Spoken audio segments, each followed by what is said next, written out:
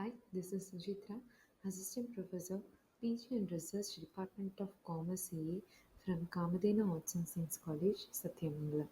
In the present video, we will understand what is costing and their objectives, features, functions, their advantages and disadvantages, their elements of cost, and finally the format of cost sheet. All those things we are going to understand in this video. So let's get started. First, we are going to see about definition of cost accounting. According to CAME, cost accounting is a process of accounting for costs from the point at which costs are incurred or committed to the establishment of ultimate relationship with the cost centers and cost units. The next we are going to see about cost accounting is a set of procedure for determining the cost of a product and various activities involved in its manufacture and sales and for planning and measuring the performance. That means the cost accounting is a concern from the beginning of the product, since from the starting of the manufacturing of a product till it is sold off. So, in the meantime, whatever expenditure incurs in the beginning of the manufacturer, then it is sold off. That all will be calculated and computed, then recorded, classified, and summarized and analyzed for making the decisions of the organization. So, the cost accounting is a significant area for the organization. Next, we are going to say about meaning of cost. Now, cost means a total sum of money required for the production of a specific quality of a goods or services. That simply the cost means the expenses. The costing means it's a technique and a process of ascertainment of cost. The next we are going to see about the meaning of cost accounting. A cost accounting is a concern with recording, classifying, and summarizing a cost for determination of costs of products or services, planning, controlling, and reducing such as cost and furnishing of information to management for decision making. That so here we will record, classify, compute the cost and analyze the cost at different bases. Why do this analysis for providing useful information to manager, organization, employers and management. That management is there are levels, the top level, low level and middle level. The what level it may be, but the manager will get the information which will be useful for the manager. Then the most significantly, government also need the information.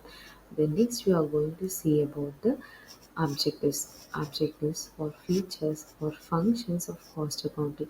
These are all are similar to that. So the first function is ascertainment of cost. Calculation of a cost is the primary objective of the cost accounting. What is the cost of the product is be based on the expenditure. The next function is determination of selling price. Mm, Under we don't know the cost, it is not possible to determine the cost because the equation of selling price is cost plus profit. So determination of the cost is for significant of determination of selling price. The next function is cost control and cost reduction. Once you calculate the cost, you will classify and record. Analyze, then you will be understand where you will incur the expenditure and we will find the cost and to minimize the cost on different areas. The next function is ascertain the profit of each activity. That once you have determined the cost, then you are available with the cost price, then you can easily determine the cost of product. And the last one is assessing the management in the decision making. That means through this we can manage it in the decision making.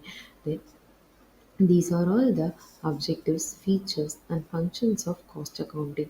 Next, we are going to see about the significance and advantages of cost accounting. The first one is control of material cost. So, we can control the material cost. We can divide the cost into a cost is divided into a three types. that is material cost, labor cost, and overhead cost. These materials cost are also divided into subcategories, that one is a direct material and another is an indirect material. The labor also divided into two types, that is the direct labor and indirect labor. Then overhead is also classified into two types, that is the indirect overheads and direct overheads. Overhead is also called as an expenses. So control of material cost can be a control in a proper decision findings, suppliers but by the best price. Then control the labor cost. The labor cost can be controlled by applying a qualitative and effective labors at a lesser price, where we can control the productivity with the good qualitative labors, where we can reduce the cost of labors. Next is the control of overheads. Control of overheads is an expenditure, refers to the expenditure which is not directly associated with the production, but it is there and it have second impact of the production. The expenditure which cannot be directly allocated, that is called as an overhead. The next function, the next advantage is estimate and tender. That it is a big contract or a jobs quotations cannot be given unless the cost of completing the contracts can be founded of. The next advantage is production policies, that it explains the cost incurred and profit made in various lines of businesses and processes, and thereby provides the data on the basis of which productions can be approximately planned. The next last advantage is increasing the profit, that by disclosing the source of loss or waste and by suggesting such controls, so the wastages, leakages, and inefficiencies of all departments may be detected and prevented. And these are all the advantages or significance of cost accounting. The next we are going to see about limitations of cost accounting.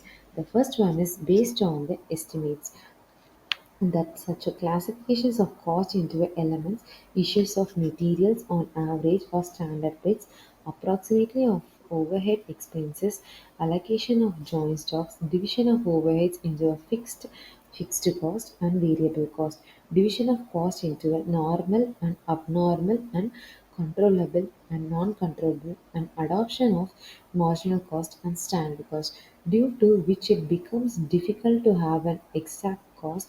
Moreover, no one cost is suitable for all purpose and all circumstance. Then, the next limitation is lack of uniformity. It is possible that two equally competent cost accountants may arrive at the different results from the same information. Keeping in view these limitations, all cost accounting results can be taken as mere estimates. The next one is many conventions. The next one is expansion. The next limitation of cost accounting, many formalities to be observed. That is, for getting the benefits of the cost accounting, many formalities are to be observed by a small and medium-sized concern, due to which the establishment and running costs are so much that it becomes difficult for these concerned to afford its cost. Thus, cost account can be used only by the big concerns. The next last disadvantages is the handling the futurist situations has not been much. That the contribution of cost accountings for handling the futuristic situations has not been much. For example, it has not evaluated so far any tools for handling the inflationary situations. These are all the limitations of cost accounting. Next, we are going to see about the elements of cost. The elements of cost is classified into three categories, that is material cost, labor cost, and third one is expenses cost. The material cost is divided into two types, that is direct material and another is an indirect material. Then labor is divided into two categories, that is direct labor and another one is indirect labor. The expenses are also divided into two categories, that one is the direct expenses and another is an indirect expenses. The expenses is also called as an overhead. Then the first one is material. The material means the substance from which the finished product is made is known as a material. The two types. The first one is the direct material. Direct material is one which can be directly or easily identified in the product is called as a direct material. Direct material are those which can be identified in the product and can be conveniently measured and directly charged to the product. Thus, these materials directly enter the production and form a part of the finished product is known as a direct material. For example, timber in the furniture making, cloth in dress making, and bricks in the building of a house. These are all the examples of direct material. Indirect material. Indirect material is one which cannot be easily identified in the product is called as a indirect material.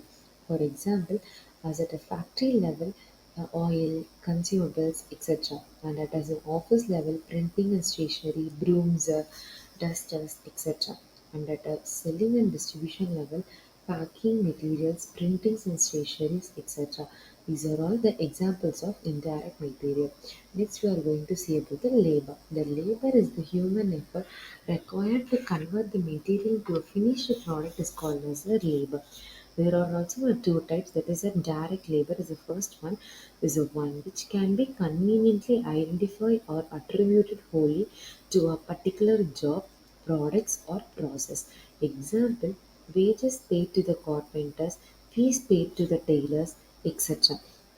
That means the labors expand in altering the constructions, compositions, conformations, or conditions of the product. In simple word, it is that labor which can be conveniently identified or attributes wholly to a particular job, product, or process, or expended in converting a raw material into a finished product. That the wages of such labors are also known as direct wages. The next, for example, at the factory level, foreman salary, work manager salary, gatekeeper salary, etc. And at as office level, accountant salary, GM salary, and manager salary, etc. And at the example for selling and distribution level, salesman salary, logistic manager salary, etc. The next we are going to see about is expenses, other expenses are those expenses other than the material and labor is known as other expenses. And that there are two categories, that is a direct expenses and indirect expenses. The direct expenses is also called as a chargeable expenses. Or those expenses which can be directly allocated to a particular job, process or product. That all the expenses which can be identified to a particular cost center and is directly charged to the center are known as a direct expenses. Example, exercise duty, royalty, special hire charges, etc. These are all the examples of the direct expenses. The next one is indirect expenses. Indirect expenses are those expenses which cannot be directly allocated to a particular job or process or a product. Example for a factory level is factory rent, factory insurance, lighting, etc. And at an office level, office rent, office insurance, and office lighting, etc. And an example for sales and distribution level indirect expenses, advertising, showroom expenses like rent and etc.